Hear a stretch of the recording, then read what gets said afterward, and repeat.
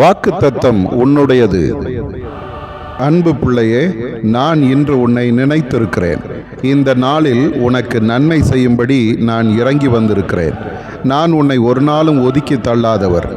இந்த உலகம் மக்களை வேறு பிரிக்கிறது. மொழியால், மதத்தால், ஜாதியால், பணத்தால், அந்தஸ்தால், படிப்பால் வித்தியாசப்படுத்தி பார்க்கிறது. நீதி எல்லாருக்கும் கிடைப்பதில்லை.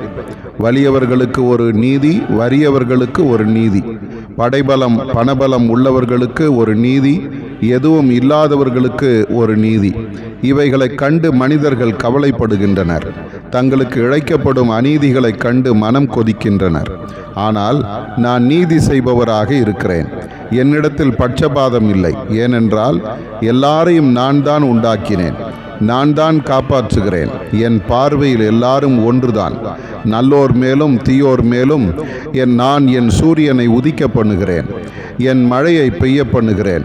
மாம்சமான யாவர் மேலும் என் ஆவியை ஊற்றுகிறேன்.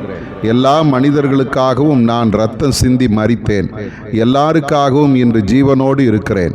உலகத்தில் உனக்கு நீதி மறுக்கப்படலாம். என்னிடத்தில் உனக்கு நீதியான தீர்ப்பு உண்டு, நன்மை உண்டு, சந்தோஷம் உண்டு. உனக்கு வரவேண்டிய நன்மையை யாரும் தடுக்க முடியாது. நானே திக்கற்ற பிள்ளைகளுக்கும் விதவைக்கும் நியாயம் செய்கிறவரும், அந்நியன் மேல் அன்பு வைத்து அவனுக்கு அன்னவஸ்திரம் கொடுக்கிறவருமாய் இருக்கிறேன். ஆகவே நீ பயப்படாதே. நீங்கள் ஒவ்வொருவரும் எனக்கு மிகவும் விசேஷமானவர்கள். என் கரம் உனக்காக நீட்டப்பட்டிருக்கிறது. நீ பாக்கியவானாய் இருப்பாய்.